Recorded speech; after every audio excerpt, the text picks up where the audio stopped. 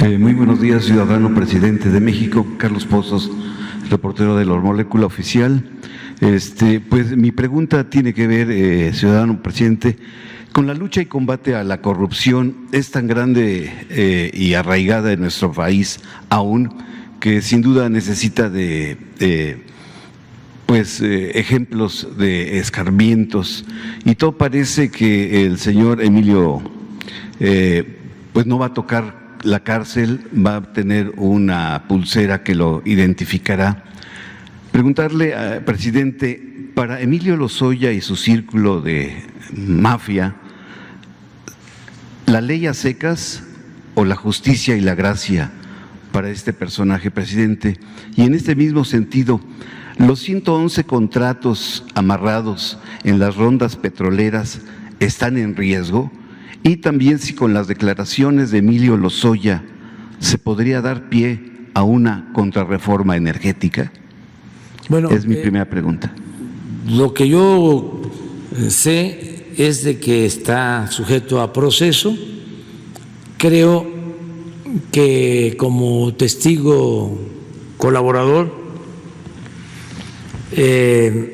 va a tener ciertas consideraciones, porque lo que se busca en este caso, y lo establece la ley, es conocer más sobre el modus operandi, es decir, que se conozca más sobre los ilícitos, sobre los implicados, se profundice en la investigación. La corrupción era delito grave, señor presidente, hasta ahora. Sí. Va a ser. Entonces, por eso considero que es esta decisión que toma la Fiscalía. Está sujeto a proceso y va a seguir declarando. Tiene que informar. Ayer habló de que va a dar a conocer nombres, y todo el procedimiento. Utilizó un término, creo que su abogado utilizó una frase sobre poder, a ver si la encuentras, porque es muy interesante. Es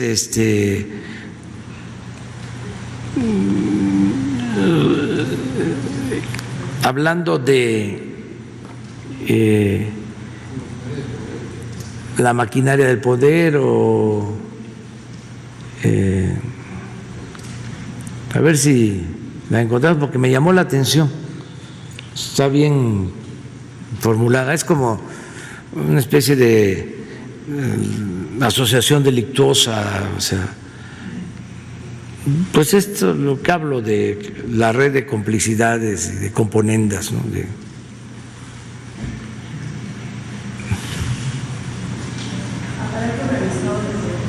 ¿Cómo? Ah, eso. Aparato organizado de poder. Esa es la que me llamó la atención. Entonces, hay que esperar a que termine todo el procedimiento. No afecta a los contratos.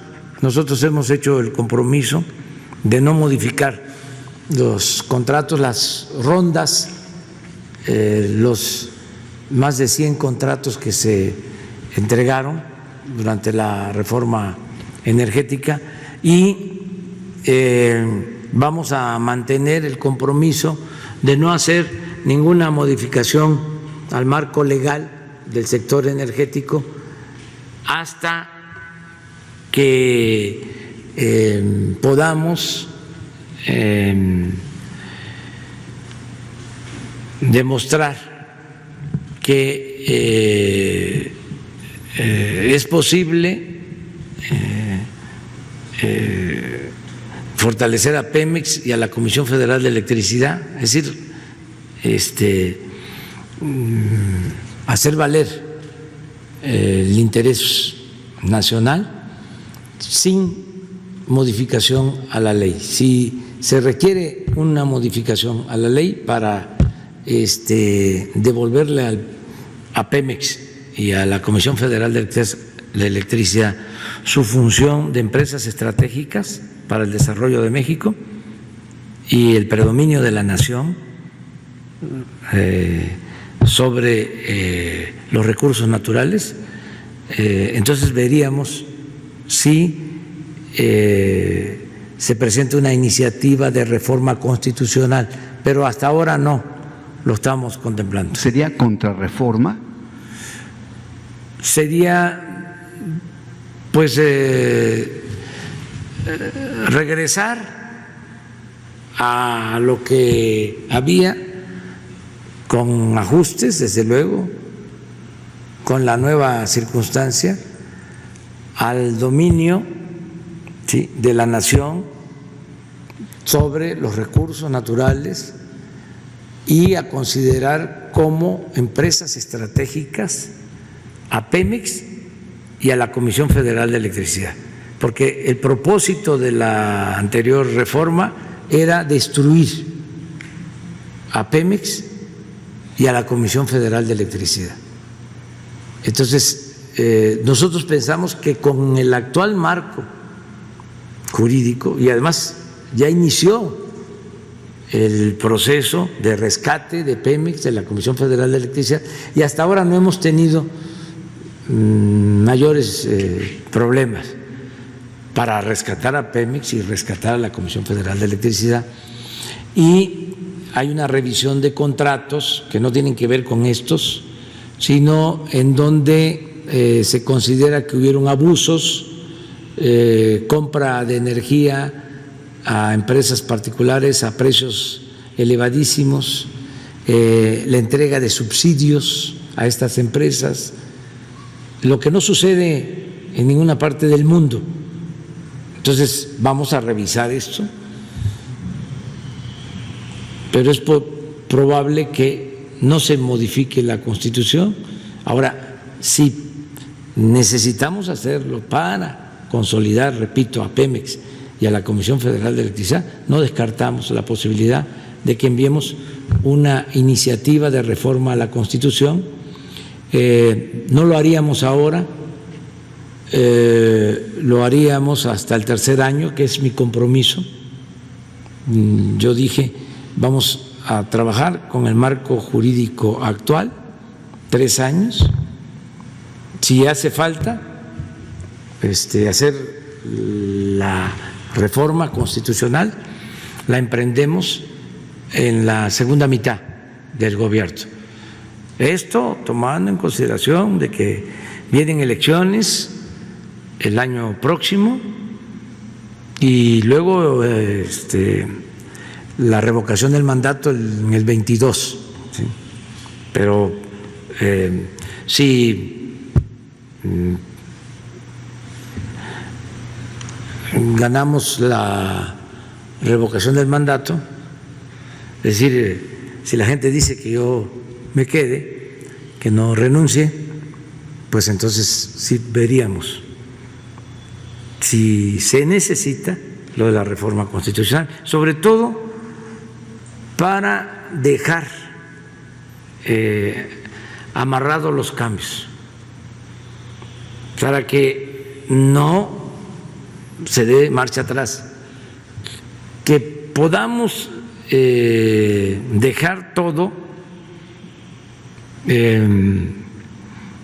consolidado y que les cueste trabajo, como decía el presidente Juárez, que avancemos para que cuando se tenga la mala suerte, el infortunio de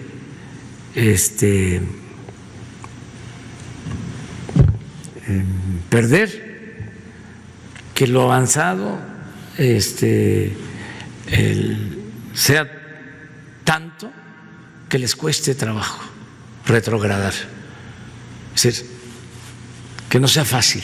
Por ejemplo, que todo lo que podamos quede en la Constitución, que sea reforma constitucional. ¿Para qué? Para que se requieran 2/3 partes de la votación del Congreso para hacer un cambio. Por eso estoy muy contento que se logró la reforma al artículo 4 de la Constitución, y para quitar las pensiones a los adultos mayores, pues sería imposible, porque se necesitan 2/3 partes. Eso ya el conservadurismo no lo va a volver a ver, ya no. Claro, no se puede decir que no regrese el conservadurismo, porque después de lo que hicieron cuando fueron a buscar a Maximiliano, se pensaba, triunfa la República, triunfan los liberales y se pensaba que ya no iba a haber conservadurismo. Pues regresaron con Porfirio Díaz. Eso es lo que comentábamos, las ideas no mueren, ni las ideas liberales ni las ideas conservadoras, ahí están. Entonces sí tenemos que buscar que quede todo lo que estamos haciendo, que quede asegurado, que no sea fácil echarlo atrás.